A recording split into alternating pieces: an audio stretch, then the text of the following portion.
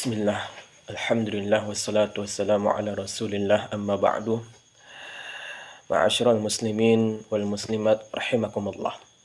Di antara prinsip dasar dalam agama Islam yang harus kita ketahui oleh muslim dan muslimah kapan dan dimanapun mereka berada, bahwasanya agama Islam adalah agama yang dibangun di atas dalil. Agama Islam merupakan agama yang dibangun di atas ilmu. Agama Islam dibangun di atas Al-Quran dan hadis Nabi SAW. Agama Islam bukanlah pendapat para tokoh. Agama Islam bukan dibangun di atas adat istiadat. Agama Islam bukanlah merupakan pendapat daripada ormas-ormas tertentu atau kelompok-kelompok tertentu. Melainkan agama Islam harus di atas dalil, di atas qala Allah, di atas qala Rasulullah SAW. Kalau tidak demikian, maka nanti sesiapapun akan mengatakan apapun. Allah Subhanahu wa taala berfirman dalam surah yang kedua Al-Baqarah pada ayat 111. Wa qalu la yadkhulul jannata illa man kana hudan aw nasara. Tilka amaniyuhum qul hatu burhanakum in kuntum sadiqin. Orang-orang Yahudi dan orang Nasrani mengatakan bahwasanya mereka adalah penghuni surga. Tapi apa kata Allah? Tilka amaniyuhum. Itu hanyalah angan-angan mereka belaka. Kemudian Allah mengatakan, hatu burhanakum in kuntum sadiqin. Datangkanlah bukti, datangkanlah dalil, datangkanlah ilmu. Mana ilmunya kalau kalian termasuk orang-orang yang benar dengan klaim kalian tersebut? Artinya ketika seseorang mengatakan sesuatu, kalau seandainya tidak di atas ilmu, maka siapapun bisa mengatakan apapun. Oleh karena itu Rasulullah SAW mengatakan kepada kita bahwasanya menuntut ilmu adalah sebuah kewajiban bagi setiap muslim. Dalam sebuah hadis riwayat Ibnu Majah dari sahabat Anas bin Malik radhiyallahu anhu, Rasulullah SAW bersabda, "Talabul ilmi fardhatun ala kulli muslim." Menuntut ilmu adalah kewajiban bagi setiap muslim. Sebagaimana kita ketahui, menuntut ilmu adalah wajib, dan wajib itu berpahala jika dikerjakan dan berdosa jika ditinggalkan. Bagaimana pahala yang bisa didapatkan oleh orang-orang yang menuntut ilmu? Disebutkan dalam sebuah hadis riwayat At-Tabrani dengan sanad yang hasan. Rasulullah SAW mengatakan, "Man ghada ilal masjid la yuridu illa an yata'allama khairan aw ya'lamahu kana lahu ka ajri hajjin tamma hajjahu."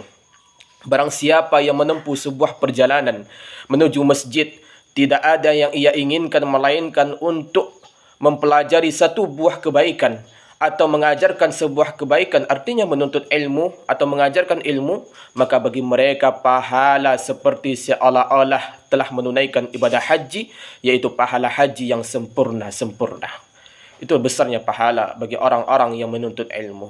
Dan Allah Subhanahu wa taala mengangkat derajat orang-orang yang memiliki keimanan dan juga memiliki ilmu. Dalam sebuah ayat surah Al-Mujadalah pada ayat 11 Allah berfirman, "Yarfa'illahu alladhina amanu minkum walladhina utul ilma darajat." Allah mengangkat derajat orang-orang yang beriman di antara kalian dan juga orang-orang yang memiliki ilmu beberapa derajat. Telah banyak contoh-contohnya pada masa lalu. Banyak sebahagian manusia, sebahagian orang yang dia memiliki secara status sosial yang tak bagus, memiliki fisik yang kurang bagus, tapi mereka diangkat derajat di sisi Allah dikarenakan ilmu yang mereka miliki. Kita ambil salah satu contohnya, Atha bin Abi Rabah.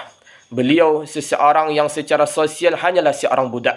Kemudian secara fisik tidaklah memiliki keistimewaan. Beliau memiliki kulit yang hitam, kemudian hidung pesek dan lain sebagainya. Tak ada keistimewaan secara fisik. Tapi ketika beliau menjadi seorang alim, beliau menuntut ilmu dan menjadi seorang alim, seorang ulama, maka tidak diperkenankan di kota Mekah ketika itu yang boleh memberikan fatwa kecuali dua orang saja, dan salah satunya adalah Atha bin Abi Rabah.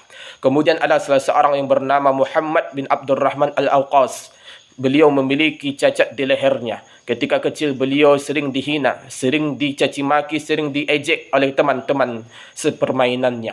Apa kata ibunya? Engkau harus menuntut ilmu. Maka menuntut ilmu lah dia, kemudian jadilah dia Dari orang yang pertamanya dihina, diejek, kemudian dia berubah menjadi orang yang berilmu dan menjadi seorang qadhi selama 20 tahun, dan orang-orang pun bergemetar ketika bertemu dengannya dikarenakan ilmu yang ia miliki. Sufyan bin Uyainah mengatakan, orang yang paling tinggi kedudukannya di sisi Allah adalah para nabi dan para ulama. Kenapa disandingkan para nabi dengan para ulama? Dikarenakan para ulama adalah pewaris para nabi dari ilmu yang dimiliki oleh para nabi dan rasul tersebut. Kemudian, menuntut ilmu merupakan jalan menuju surga. Dalam sebuah hadis diriwayatkan oleh Imam Muslim dari Abu Hurairah radhiyallahu an, Rasulullah sallallahu alaihi wasallam mengatakan, وَمَنْ سَلَكَ طَرِيقًا يَلْتَمِسُ فِيهِ عِلْمًا سَهَّلَ اللَّهُ لَهُ بِهِ طَرِيقًا إِلَى الْجَنَّةِ. Barang siapa yang menempuh sebuah perjalanan dalam rangka untuk menuntut ilmu, Allah akan mudahkan baginya jalan menuju surga. Dan para ulama sangat paham sekali tentang hadis ini. Saking banyaknya para ulama yang muncul, mereka menghabiskan waktu mereka, tenaga mereka, harta mereka untuk ilmu. Di antaranya kita lihat salah satu contoh Abu Hatim Ar-Razi.